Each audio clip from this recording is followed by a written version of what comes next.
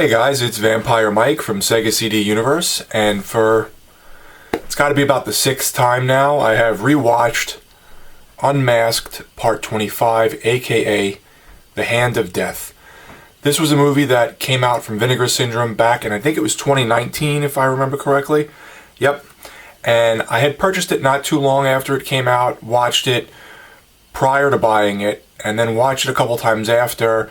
Did a review. It was a pretty favorable review, but I do want to chime back in and just talk about it for a moment.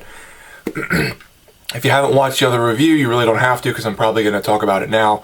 So the movie is a comedy horror with a little bit of romance in there, or a pretty good amount of romance, where the main character is a Jason Voorhees ripoff named Jackson. So it's like a spoof.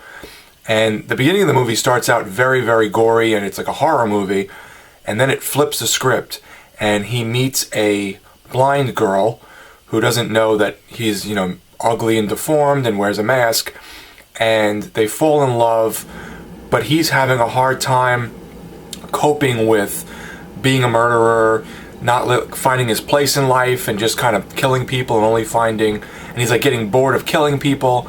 And at the same time, it's like a meta film, because in the movie, he's the killer from the movies. And the reason it's called Part 25 is because it's supposed to be a joke about how there's like a million Friday the 13th films. So there's like lots of little jokes and nods.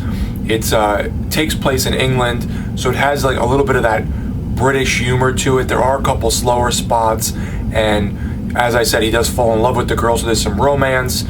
She ends up being kind of a freak in the bedroom, so she pulls out like all these sex toys and weird BDSM stuff, and she tries to get him into it, and he's really not feeling it. So there are some different type of things going on. The movie sort of pulls different genres and different vibes from all over the place, no pun intended.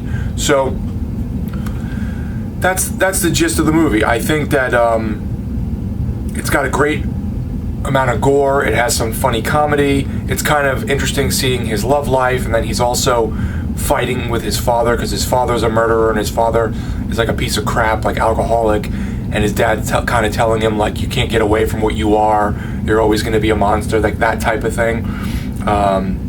It comes with a newly scanned and restored 2K video and commentaries and a still gallery and reversible artwork.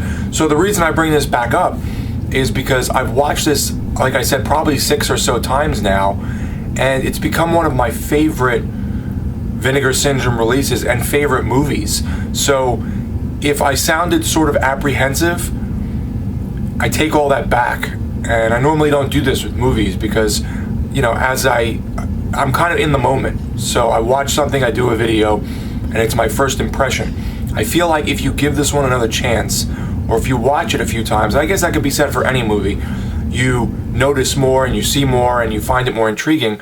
But it really is a little funny, special movie with some good horror elements and that meta aspect of him, not wanting to be a monster and trying to change his ways, but also kind of realizing you are what you are and working with it. So it's an interesting movie. The ending is not what you would expect. I watched it with my wife. She said it was okay. She didn't love it. She also made comment that the beginning is like a horror movie, and then it just totally flips the script. So I think that kind of threw her for a bit, and then the ending threw her for a bit as well. But if you have not seen Unmasked Part 25, I highly recommend it. It's fun, it's gory, it's got a little bit of, like I said, romance to it, and some humor. So I think that this is a really weird but good release. And I found out afterwards, for a little side note, if you look on the cover, and I don't know if you could see it very well, probably not. There you go.